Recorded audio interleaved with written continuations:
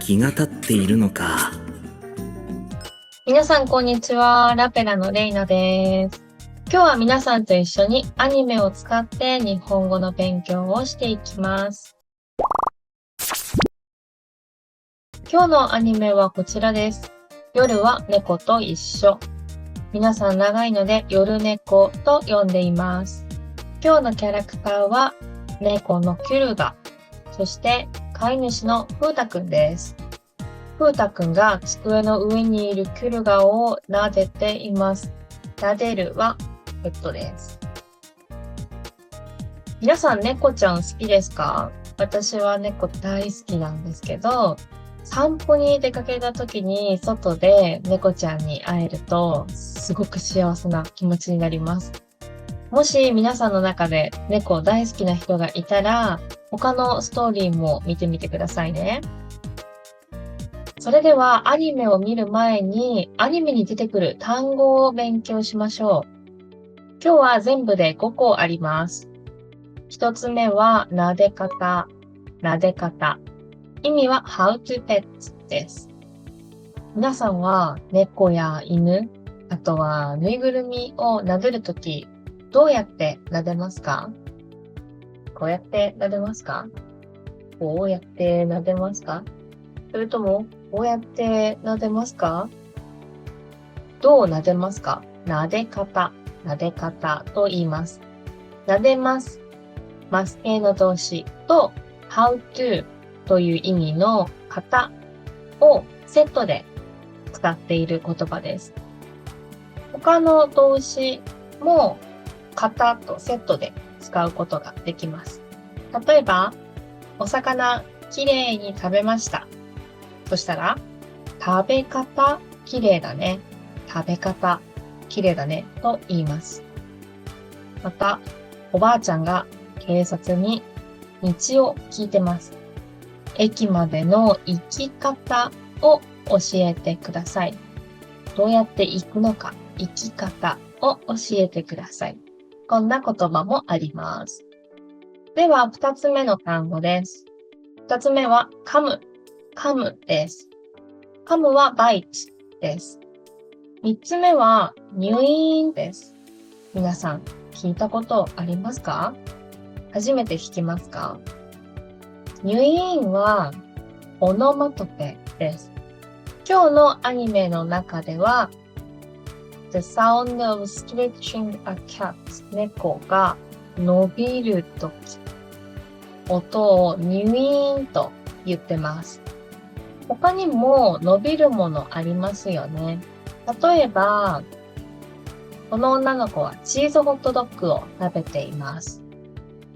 チーズが中に入ってて、食べるとチーズが伸びます。じゃあチーズ伸びるとき、どんなオノマトペ使いますか？私だったら、ビヨーン、あとは、さっきも出ました、ニュイーンとか。この男の子はお餅を食べてます。お餅も食べると伸びますね。では、お餅が伸びるとき、どんなオノマトペ使いますか？ビヨーンとか、どうですか？オノマトペなので、絶対これが正解とは言えないです。でも、チーズが伸びるとき、お餅が伸びるとき、猫が伸びるとき、日本の人はオノマトペも伸ばします。ニュインじゃなくて、ニュイン、ビヨンじゃなくて、ビヨーンとか、ニョンじゃなくて、ニョーンって、オノマトペも伸ばしますよ。皆さんだったらどんなオノマトペを使いますか？もし面白いオノマトペ考えられたらコメントで教えてくださいね。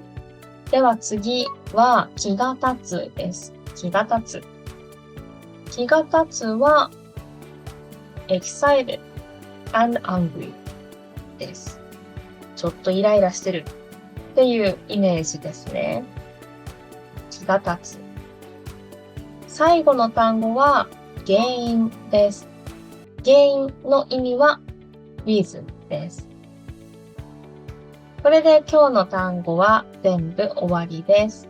もしこの単語を後から見て勉強したければ、今ここでスクリーンショットを撮っておいてくださいね。はい、お待たせしました。それではアニメを見ましょう。今日のレッスンでは全部で3回同じアニメを見ます。1回で全部わからなくて大丈夫です。私と一緒に少しずつわかるようになりましょう。1回目の目標は大体のストーリーがわかるようになることです。見た後で2つの質問に答えましょう。1つ目は、キュルガはフータくんに何をしましたか？キュルガはフータくんに何をしましたか？2つ目の質問は、どうしてキュルガはそうしましたか？どうしてキュルガはそうしましたかです。それでは見ていきましょう。いってらっしゃい。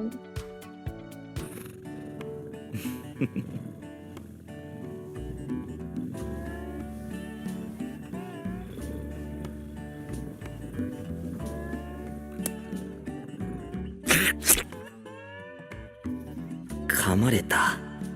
撫で方悪かったかな。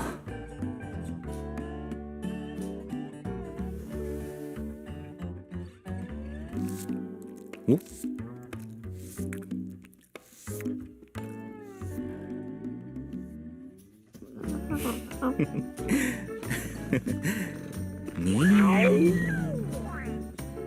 にゅいにゅい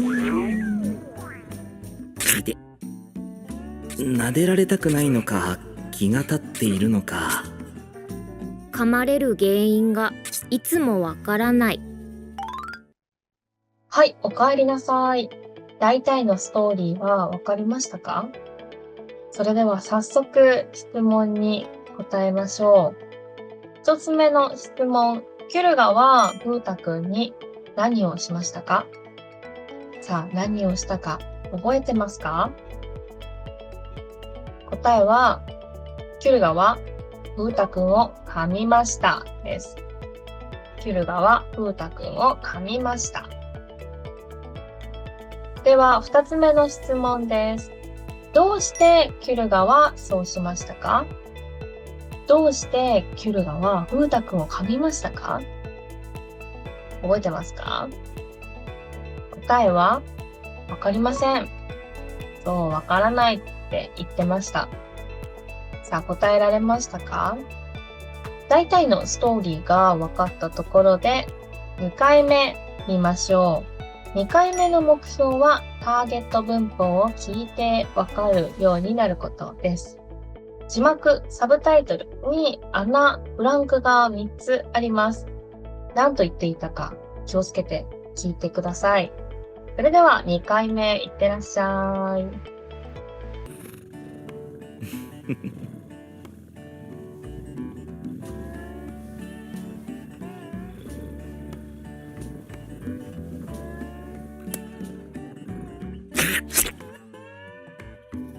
噛まれた。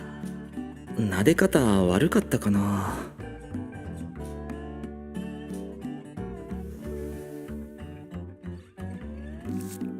お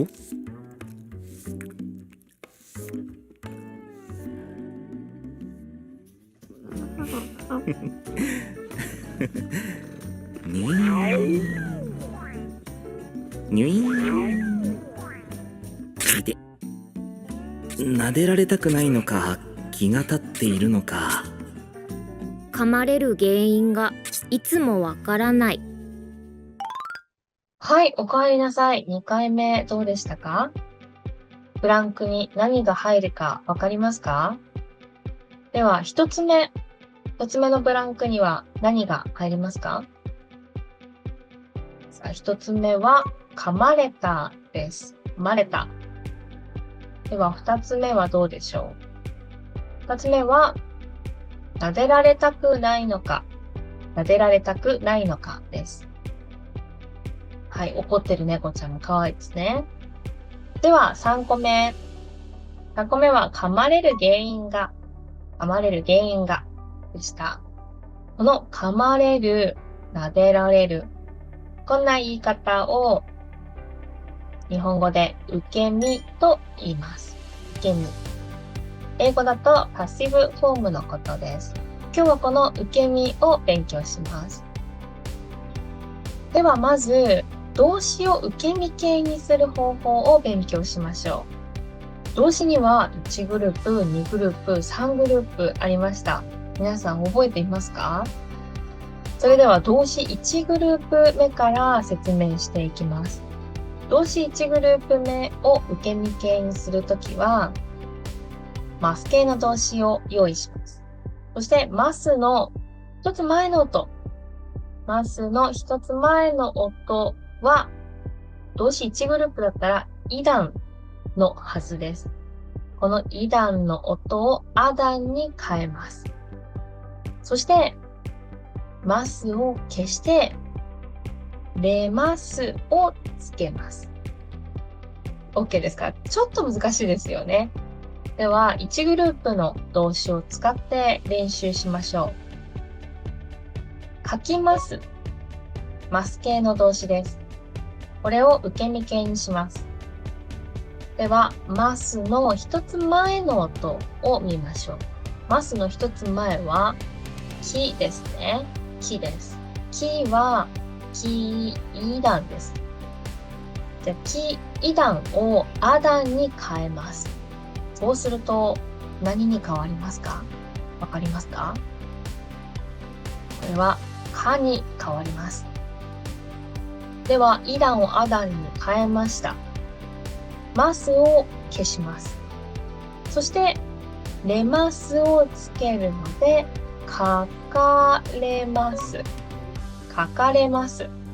になります。もし、このイダンをアダンに変える、ここが難しいと思ったら、この表を見てみてください。緑色がイダンで赤色がアダンになります。書きますのきを探すと緑色ですね。これはイダンです。イダンをアダンに変えるので、かになります。わかりましたか？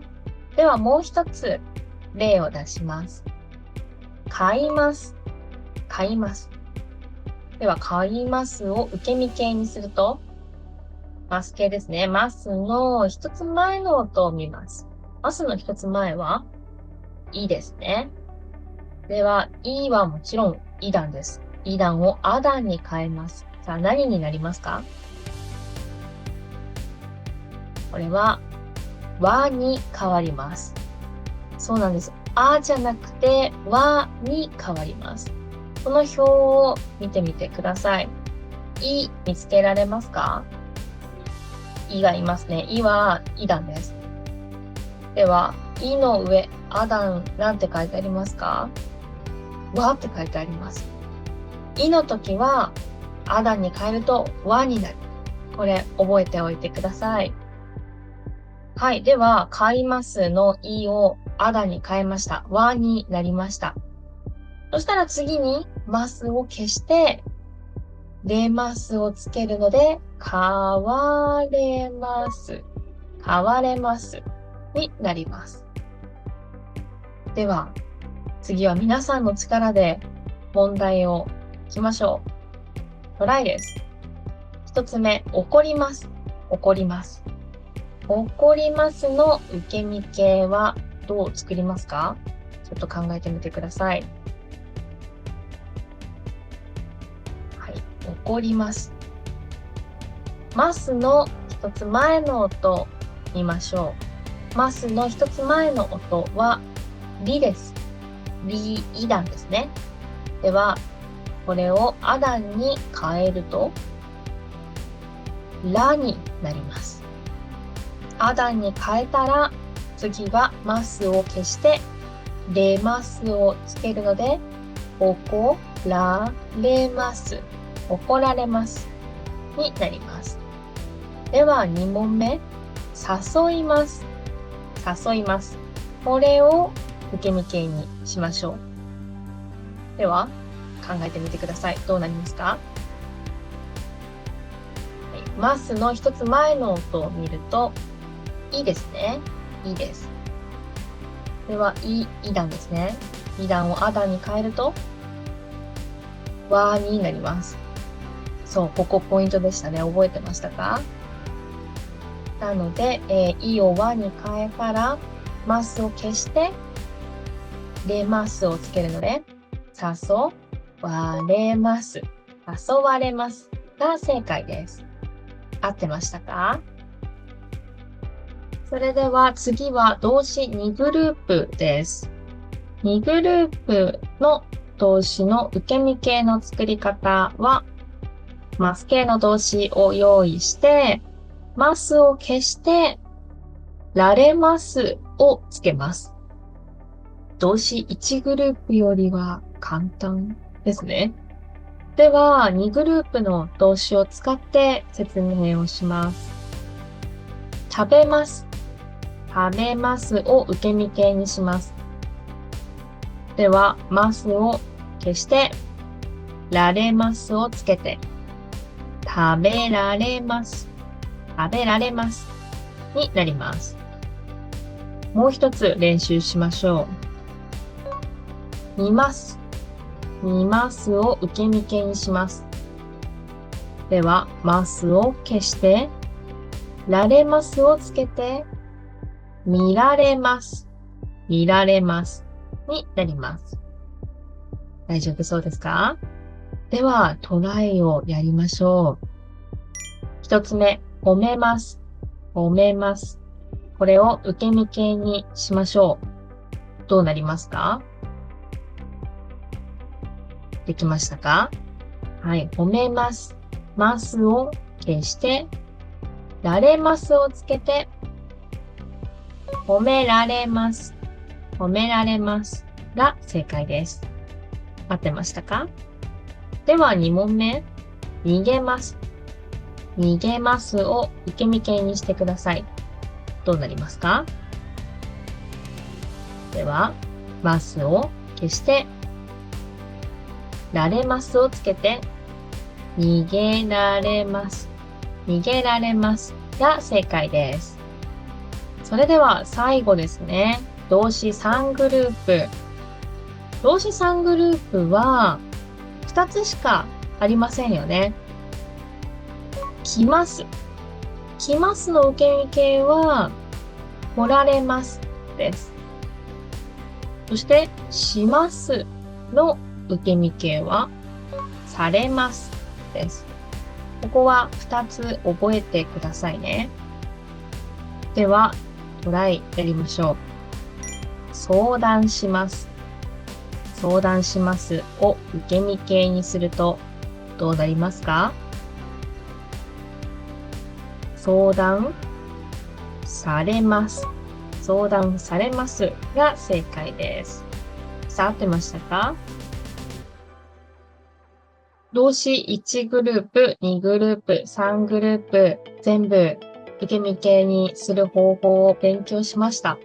少しおさらいしましょう。動詞1グループは、受け身形にするときは、ます形の動詞を用意して、ますの一つ前の音、い段の音をあ段に変えますね。そして、ますを消して、れますをつけます。では、動詞2グループ目、おさらいしましょう。ます形の動詞を用意して、ますを消して、られますをつけます。そして動詞3グループ目が、来ますが、来られます。しますが、されますに変わります。これで動詞を受け身形にする方法は完璧ですね。もしまだわからないところがあるよという人は繰り返し見て練習してくださいね。では次に受け身形の文章の作り方を勉強しましょう。受け身形の文章。基本はこの形です。人1は人2に受け身ます。受け身ました。ちょっと難しいですね。例を使って説明します。友達は私を助けました。このイラスト見てください。緑色の服を着ているのが私、青色の服を着ているのが友達です。友達は私を助けました。助ける。このアクションをしたのは友達ですね。で、助けるアクションをもらったのは私ですね。そうですよね。でも私、助けてもらったから、すごく嬉しいし、ありがとうっていう気持ちがあります。だから、私が主語になって、友達のお話をしたいです。そういう時に受け身形を使います。私が主語になったら、アクションをした人は後ろに来ます。友達が後ろに来ます。友達と私の場所がスイッチしました。そして、ここにおがありますね。このおはに変わります。そして、助けました。この動詞が先ほど勉強しましたね。はい、受け身形に変わります。では、助けましたを受け身形にするとどうなりますか？どうなるでしょう？はい。助けましたは、助けられましたに変わります。助けられましたです。私は友達に助けられました。これが受け身の文章です。ここで一つポイントがあります。アクションをした人。この文章だと友達ですね。友達の後ろはにをつけてくださいね。おはにに変わる。これポイントです。それではトライで練習をしていきましょう。一つ目はこちらです。人間は宇宙人を拾いました。さあ、宇宙人はこのボックスの中に入っているエイリアンのことです。人間は宇宙人を拾いました。拾いました。この拾うのアクションをしたのは人間ですね。そして拾うアクションを受けたのは宇宙人です。宇宙人が主語になりたいです。そしたら受け身形を使います。宇宙人は、そしてアクションをした人間が続きます。宇宙人は人間。そしてこれをに変えるんでしたね。をに変えて、拾いました。これを受け身形にします。そうすると、拾われましたになります。宇宙人は人間に拾われましたとなります。ちょっと分かってきましたか？では、2つ目です。母は私を起こしました。母は私を起こしました。もう8時です。学校に行かなくちゃ。お母さんが私を起こしました。この起こすは wake someone up です。お母さんが寝ている私に、もう起きなよ、8時だよ。それを起こすと言います。そしたら、起こす。このアクションをしたのは母ですね。そして、そのアクションをもらったのは私です。なので、私がお母さんのお話をしたいときは、私が主語になります。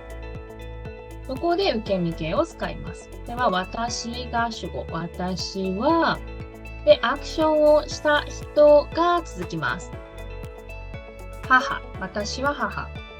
そして、に変えて、起こしましたを受け身形にすると、起こされましたになります。私は母に起こされましたとなります。それでは、先ほど基本の形を勉強しましたので、次にちょっと文章を変えてみます。どこが変わりましたか？ここですね。この N、ものの名前がこの黄色の場所に入ります。では、例を見ながら説明します。社長は私に仕事を頼みました。仕事、これがさっき黄色で丸をした場所に入ります。ものの名前が入りますね。では、この文章を受け身形に変えたいです。さっきと考え方は一緒です。頼みました。このアクションをしたのは社長ですね。そしてそのアクションをもらったのは私です。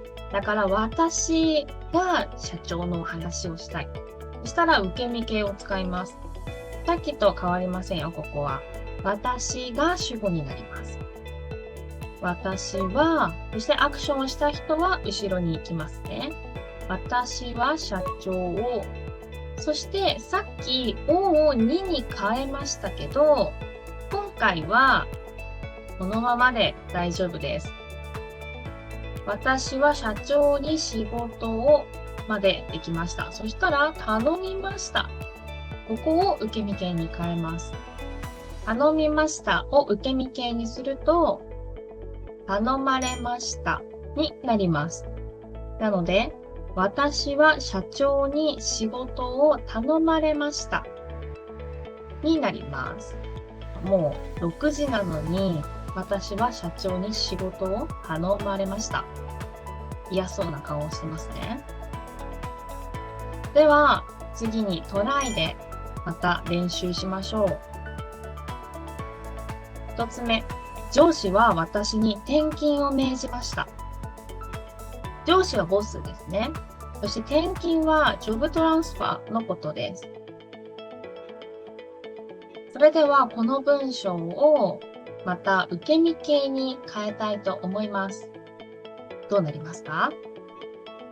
さっきと考え方一緒です。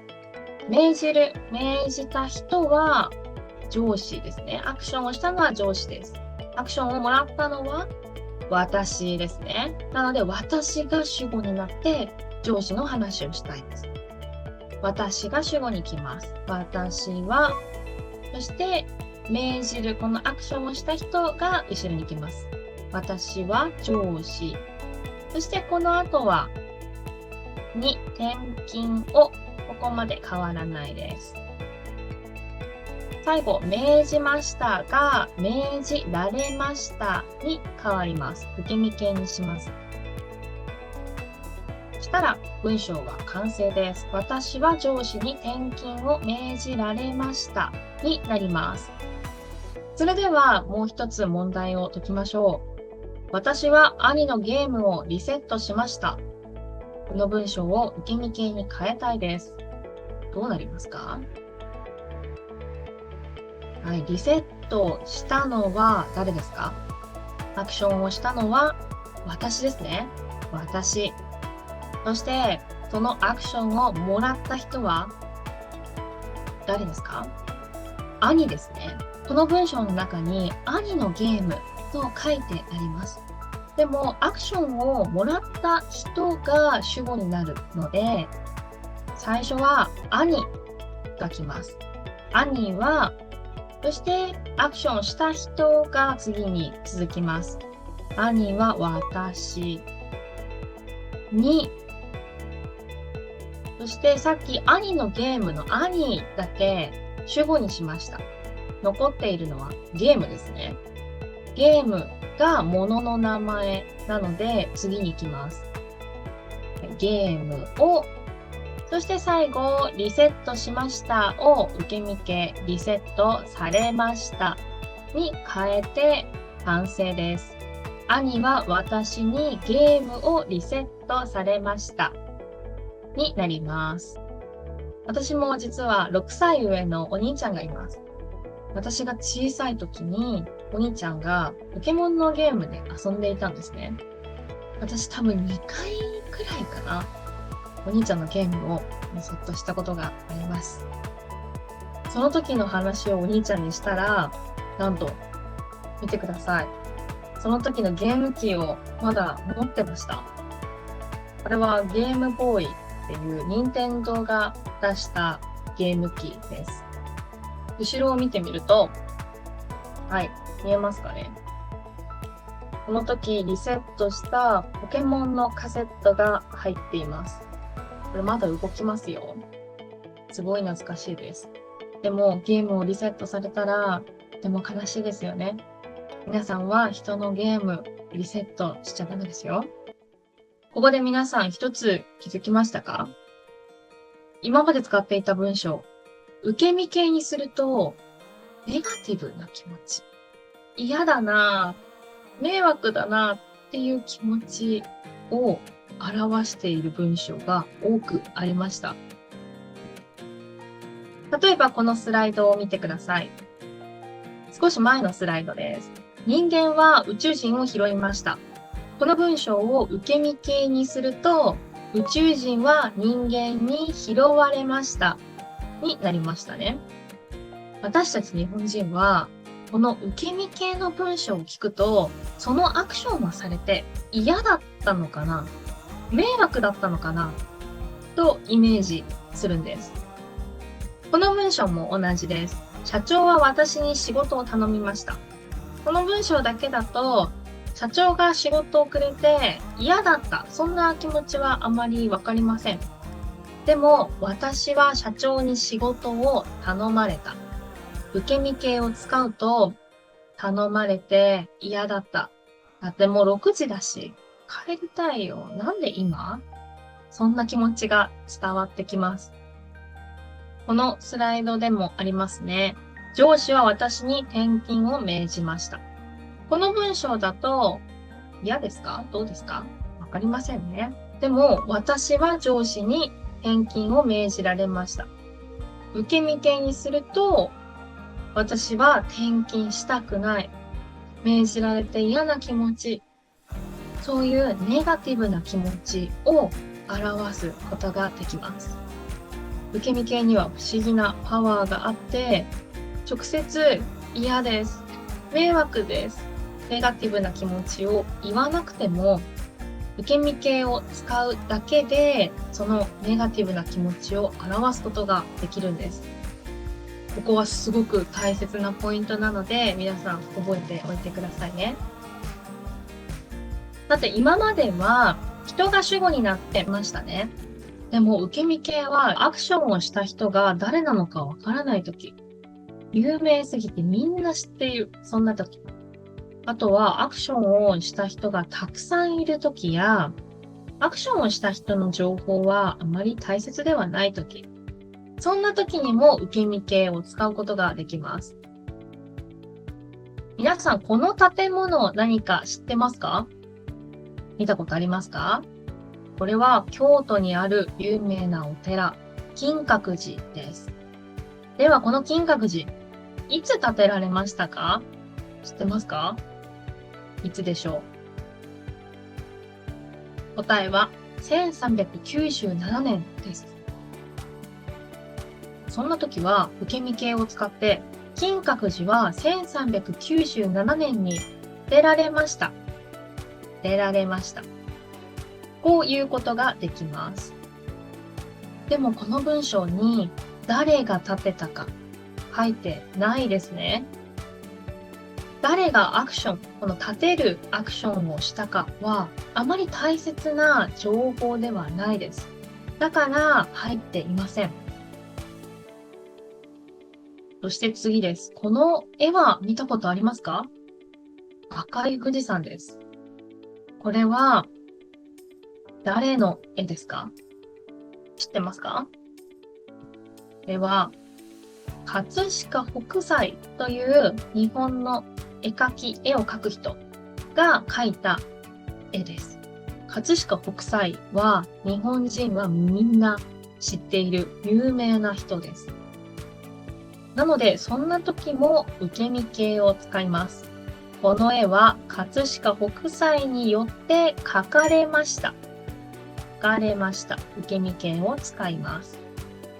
この文章の中にはアクションをした葛飾北斎が入っていますね。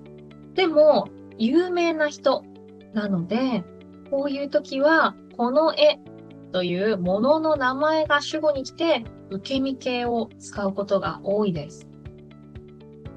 では、最後の例です。最後は、日本語です。日本語では、誰が話しますか？私だけ話しますか？違いますね。日本にいるたくさんの人が話しますね。そんな時、アクションをする人がたくさんいる時、その時も受け身形を使います。日本語は日本で話されます。話されます。ということができます。はい、ここまでで受け身の文章を作る説明は終わりになります。では、次に皆さんの力で受け身の文章を作る練習をしましょう。では、少し考えてみてください。皆さん、どんな受け身の文章を作ることができますか？私だったら、こんな文章を考えます。タツくんは先生に字が上手だねと褒められた。褒められた受け身ですね。あとは、私は店員さんに韓国人だと間違われた。こんな文章どうですか？私は日本と韓国のハーフです。なので、大阪とか東京の人がたくさんいる場所に行くと、韓国人だと間違われることがあります。なので、この文章を作ってみました。そしてもう一つ、妹はお兄ちゃんに泣かされた。泣かされた。受け身ですね。こんな文章を私は作りました。皆さん、何か面白い文章を自分で作ることができたらコメントで教えてくださいね。それではアニメに戻りましょう。アニメの中にも受け身形がありました。噛まれた。噛まれる原因がいつもわからない。風太くんはキュルガに噛まれました。噛みますは1グループの動詞ですね。皆さん、動詞を受け身形にする方法を覚えていますか？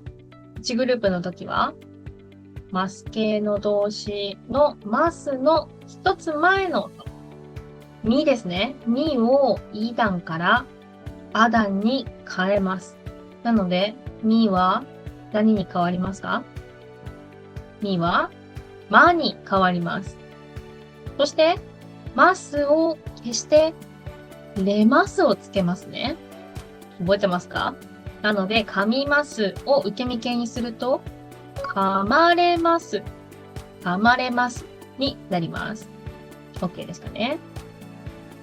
では次、撫でられたくないのか、気が立っているのか。キュルガは風太くんに撫でられたくないですか？そこはわかりませんね。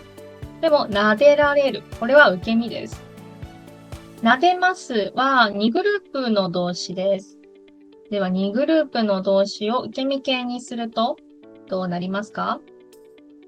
ますを消して、られますをつけて、撫でられます。撫でられますになります。それでは最後、3回目、アニメを見ましょう。目標は1回目よりもよくわかるようになることです。1回目よりもストーリー、そして文法がわかるようになったか、チェックしながら見てください。それでは、いってらっしゃい。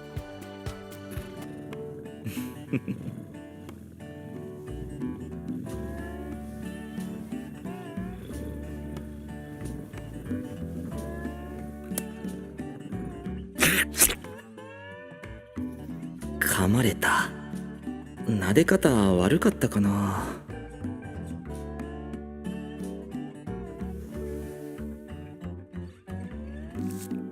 お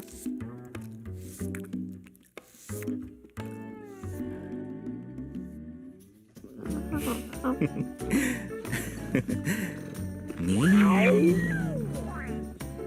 にゅいーいて、撫でられたくないのか気が立っているのか。噛まれる原因がいつもわからない。はい、お帰りなさい。どうでしたか？もし、このアニメを使ってもっと勉強したい。そう思ったら、アフレコにチャレンジしてみてください。字幕を何回も読んでアニメの真似をして発音を練習することができますよ。またこの夜猫他のストーリーもぜひ見てみてください。全部短いストーリーです。そして簡単な単語をたくさん使っていますから見やすいですよ。ということで今日は皆さんと一緒に受け身を勉強しました。この YouTube チャンネルでは他にもアニメを使って日本語を勉強できる動画たくさん上げています。他の先生の動画もぜひ見てみてくださいね。それでは次のレッスンでまたお会いしましょう。ありがとうございました。